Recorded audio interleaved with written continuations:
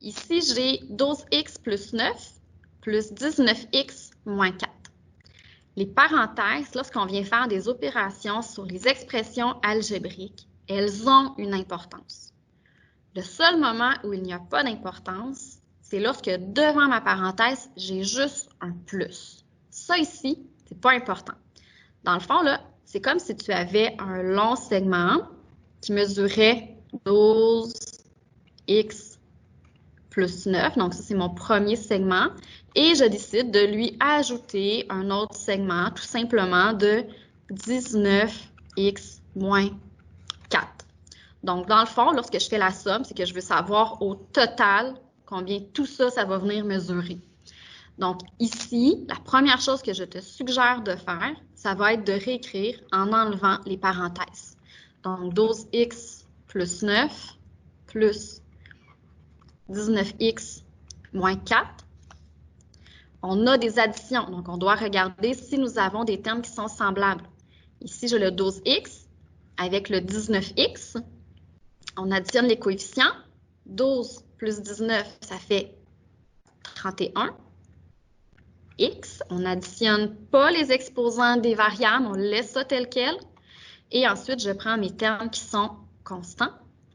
Donc, le 9 moins 4, ça me ferait plus 5. Donc, notre première réponse, ce serait 31x plus 5.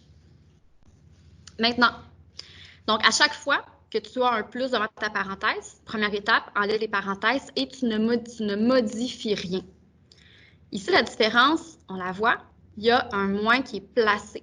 Donc là, ici, mes parenthèses, elles seront importantes. Le numéro D, c'est comme si tu avais un long segment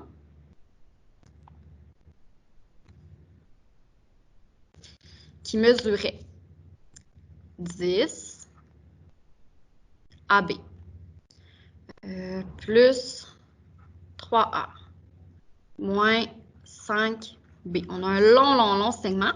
Et nous, on va vouloir enlever une certaine partie. Qu'est-ce qu'on va vouloir enlever? On va vouloir enlever le 7AB moins 2A plus 11.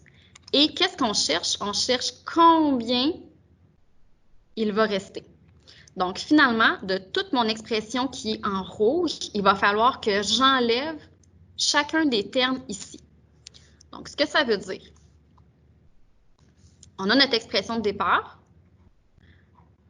Elle avait des parenthèses, cette expression-là, mais j'ai enlevé les parenthèses parce que devant mes parenthèses ici, j'avais rien. Donc, lorsqu'il y a rien, c'est comme s'il y avait un plus. Lorsqu'il y a un plus uniquement, les parenthèses ne servent à rien. Ensuite, j'ai un moins et j'avais 7AB moins 2A plus 1.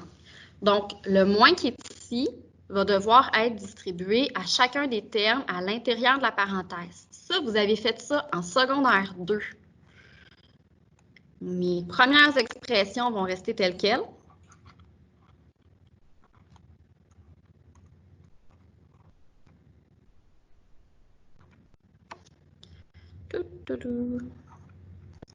Et ensuite, je vais venir soustraire chacun des termes à l'intérieur des parenthèses. Ce que ça va faire, c'est que chacun des termes à l'intérieur des parenthèses va changer de signe. Donc, je vais soustraire 7AB, donc moins 7AB. Je vais soustraire moins 2A, donc je vais faire moins 2A. Ça va faire plus 2A. Et je vais soustraire le 1, donc moins 1. On revient à une expression où il n'y a pas de parenthèse. On rassemble nos termes semblables. Donc, 10AB va aller avec le moins 7AB. Ça va donc me donner 3AB. Ensuite, 3A va aller avec le 2A. Je vais donc avoir 5A. Là, qu'est-ce qui se passe avec les autres? Bien, en fait, c'est deux autres termes, mais il n'y a pas d'autres termes semblables qui vont avec. Donc, mon moins 5AB, mon moins 5B, pardon, va être ici.